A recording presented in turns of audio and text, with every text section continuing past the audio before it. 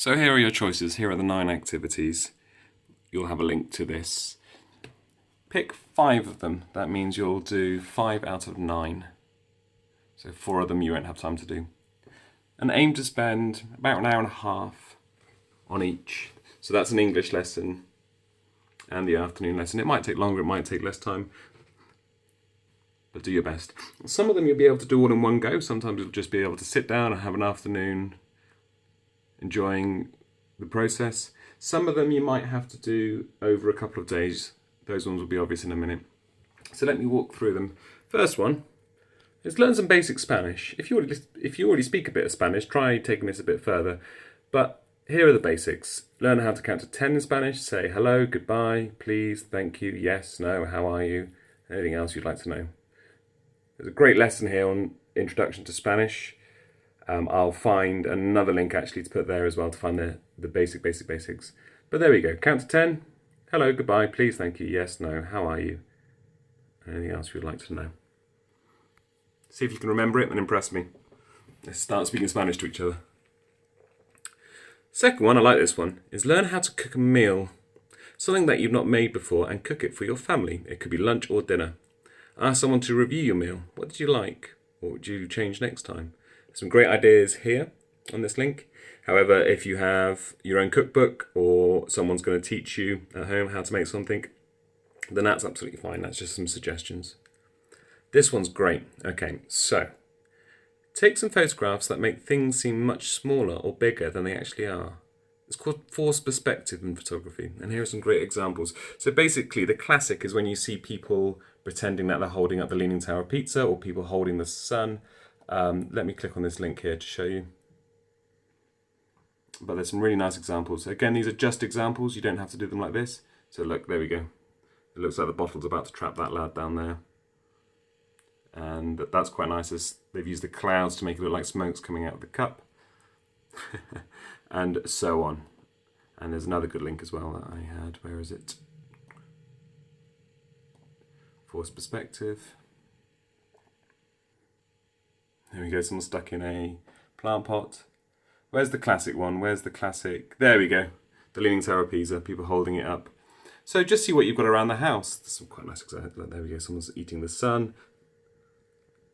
Oh look, that's the sun, by the way. That's the sun. That's the sun setting. Someone's pretending to cook it. Just see what you've got lying around the house and see if you can come up with something that looks really cool. This is the famous one that I've seen. See if anyone's willing to be your model.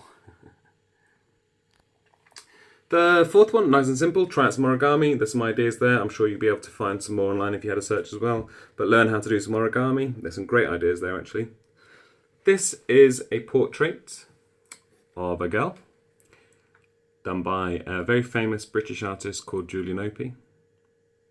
And here is a lesson of how to draw like Julian Opie. So hopefully by the end of this lesson here, you'll be able to draw a picture of yourself in the style of Julian Opie.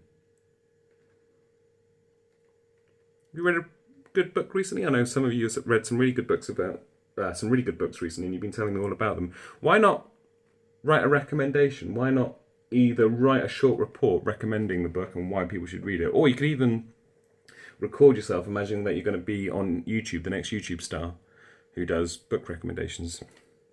There are 3 examples here. The first one is a book review of Kensuke's Kingdom. The second is Goodnight Mr. Tom, and the third is There's a Boy in the Girl's Bathroom. So the 3 books that we've been reading. Okay, last line. This is one, I think all 3 of these actually, or well, the next 2 certainly, you're going to have to do in chunks throughout the week. So your hour and a half will have to be split over a few days. But put on some headphones, find somewhere quiet, and practice this mindful exercise. It's here. It's important that you find somewhere where you're not going to be disturbed. It's only about 10 minutes long, I think. And the important thing about mindfulness exercises, or rather a way to make them really effective, is if you do it every day for 5, 6, 7, 8 days, whatever, then they become really successful.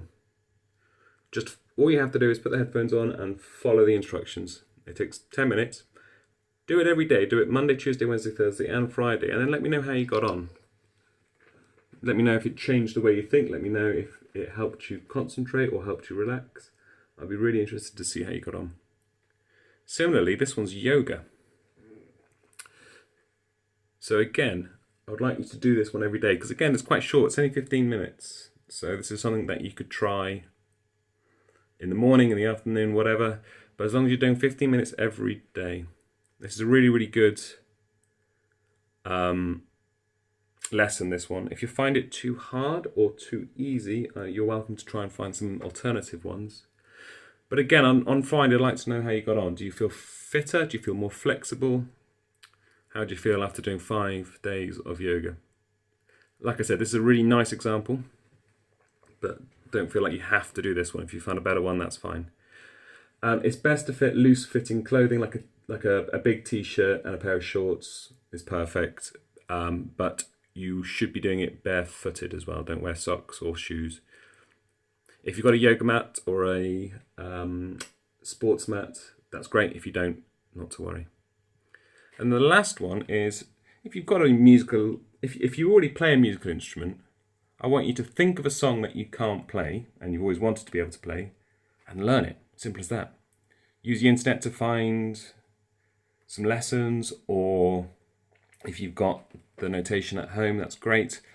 If there's a musical instrument in your house which you've not played before, like if there's a ukulele knocking about, why not pick it up? Spend an hour and a half trying to learn the basics of it. If you don't have any musical instruments in your house, there's loads of, I saw Esme doing a good example of this, there's loads of examples of how to do some drumming workshops without drums, just by banging on the table, learning some new rhythms, or learn how to sing a new song. If you don't think you can sing, well, that's nonsense. If you can speak, then you can sing. So in which case, I want you to, rather than concentrating on learning the words, is concentrating on hitting the notes and changing your voice, getting it nice. So there we go, 9 activities. If you had an activity that you would like to do, or maybe someone at home has got an activity, a nice activity, please do suggest it. For example, if one of your activities was to go on a bike ride, which would take about an hour and a half, I think you're allowed to do that, then just suggest it to me, okay? And ask me first, and I'm sure it's going to be okay.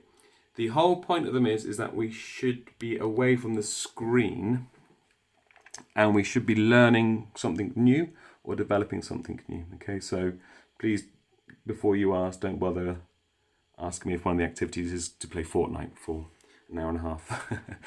You know what the answer is going to be.